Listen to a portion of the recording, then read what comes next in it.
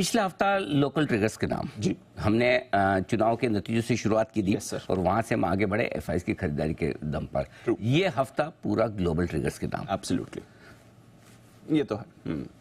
हम इस हफ्ते अपना दिमाग कम लगाएंगे और जैसा अमेरिका बोलेगा वैसा करेंगे। देखो कौन किसके बोलने पे करता, कोई दादागिरी नहीं करनी अपने यहाँ, यस, सही जाना है, करेक्ट है ना। इंपॉर्टेंट ये है कि हम सही डायरेक्शन में जाएं और इस हफ्ते हमें डायरेक्शन दुनिया से लेना है। ठीक है, ले लेंगे। कैसे लेंगे? अमेरिका घटा तो हम कम घटेंगे, बढ़ा तो हम ज्यादा बढ़ेंगे। Got it. डायरेक्शन वो रहेगा, कितना लेना है वो हमारे ऊपर है। अल्फा हमारा है। हाँ, इसमें अल्फा हमारा, एग्जैक्टली। क्यों?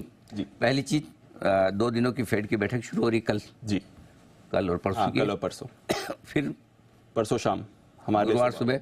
हर पता नहीं फेड की प्लानिंग करता है, हर एक्सपायरी के दिन ही उनकी मीटिंग का रिजल्ट आता है। उनका है ट्यूसडे वेडनेसडे मैंडेट हर 6 हफ्ते में। फिक्स ही है क्या ट्यूसडे? हर 6 हफ्ते में। अच्छा, उनको मतलब वो देखा हुआ है उनकी कुंडली के हिसाब से ये मंगलवार बुधवार अच्छा दिन रहता है उनके लिए, मिड वीक। अच्छा मिड एक्साइटमेंट के। अच्छा, तो अब पता चला कि दीप मिड वीक सेशन वाली जो थीम लाए वो वहां से लाए, अमेरिकी फेड से लाए। सो 2 चीजें, एक तो दूसरा ये कि कल वहां पे एक महंगाई के आंकड़े भी आने वाले, वो इंपॉर्टेंट आंकड़े, क्योंकि उन आंकड़ों के दम पर भी फेड अपनी कमेंट्री को थोड़ा कर सकते हैं, ट्वीक कर सकता है। तो ये है।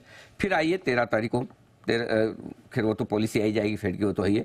इसके अलावा भी पीपीआई नंबर्स आने वाले हैं, जीडीपी के नंबर यूके के आने वाले हैं, ओपेक की रिपोर्ट है, मतलब खैर उससे ज़्यादा फर्क नहीं पड़ेगा, लेकिन फिर भी ये 2 बड़ी चीज़ें हैं। गुरुवार को फेड की बैठक का हमारे लिए आएगा, लेकिन गुरुवार को जो इवेंट्स है उसमें बैंक ऑफ इंग्लैंड की पॉलिसी है, फिर से ईसीबी की पॉलिसी है, इन पर नजर रहेगी। और अमेरिका के रिटेल सेल्स के आंकड़े वो भी बड़े गौर से देखे जाएंगे, क्योंकि वो दिसंबर महीने के शुरुआत में जो आंकड़े आएंगे वो बड़े काम के होंगे। और शुक्रवार को भी कुछ डेटा इंडस्ट्रियल प्रोडक्शन के अमेरिका के और चीन के आने वाले हैं। तो ये पूरा हफ्ता हर रोज आपको, आज का तो निकल ही गया, मंगल बुध गुरु शुक्र, 4 दिन आपको कुछ ना कुछ ग्लोबल से संकेत मिलते हुए दिखेंगे। सो ग्लोबल मार्केट्स पर आपको नजर रखनी है। और नजर रखने का मतलब क्या है?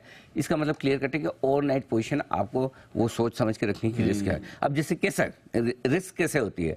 रिस्क लॉन्ग साइड पे भी होती है, शॉर्ट साइड पे भी होती है। शुक्रवार को क्या हुआ? शुक्रवार को जॉब डेटा है जी, है ना, उम्मीद से बढ़िया थे, बढ़िया है। अब ऐसे देखा जाए तो उम्मीद से बढ़िया हो तो अच्छे जॉब्स डेटा है, नौकरियां बढ़िया लग रही है, खुश हो जाओ, इकोनॉमी मजबूत है, तेजी करनी चाहिए। मार्केट एकदम से डिप हुआ, टक डिप होके फिर जो रिकवरी आई फिर सब चौंक गए। तो डिप होना सही था। डिप क्यों हुआ?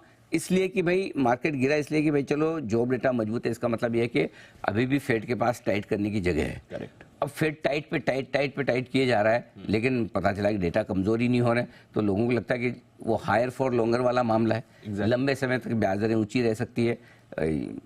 इस चक्कर में आपके बॉन्ड यील्ड थोड़े बढ़ गए, 4.2% के आसपास, 4.25% का 15 बेसिस पॉइंट बॉन्ड यील्ड बढ़ गए। सो आई थिंक तेजी के मार्केट में अच्छी खबर तो अच्छी होती है, खराब खबर भी अच्छी होती है।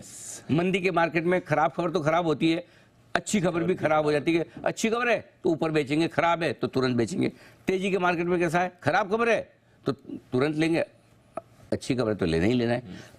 तो आई थिंक अमेरिकी बाजारों का जो मूड माहौल है दीप बहुत स्ट्रॉन्ग है, और लगातार हम यही कह रहे हैं कि हमें तेजी दिखती है अमेरिकी बाजारों में। मैं तो यूएस मार्केट के लाइफ हाई की तरफ पहुंचेंगे, 11 महीने की ऊंचाई पर, 11 महीने की ऊंचाई ऑलरेडी।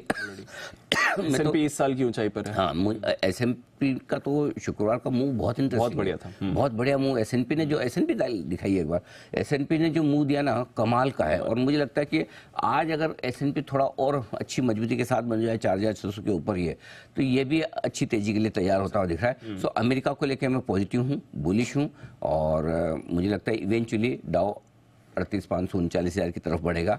नेस्डेक तेजी को लीड करेगा, जो कर भी रहा है। पिछले हफ्ते आप देख लीजिए, नेस्डेक ज्यादा मजबूती से आगे बढ़ा है। सो ओवरऑल ग्लोबल मार्केट से कोई चिंता नहीं, कच्चा तेल हल्का सा बढ़कर आया है, एक्सेप्टेड, नो प्रॉब्लम। $75 के आसपास। अब मैं यहाँ पे परसेंटेज देखते नहीं, मैं डॉलर देखता हूँ। हाँ, $2 बढ़ा, ठीक है, कोई बात नहीं। 20 घटा ना, 20 घट के 2 बढ़ा, कोई बात, वो तो चलता है। सो ओवरऑल ग्लोबल मार्केट्स बढ़िया, कच्चा तेल, बॉन्ड यील्ड और ग्लोबल मार्केट्स तीनों ही आपके लिए स्टेबल है।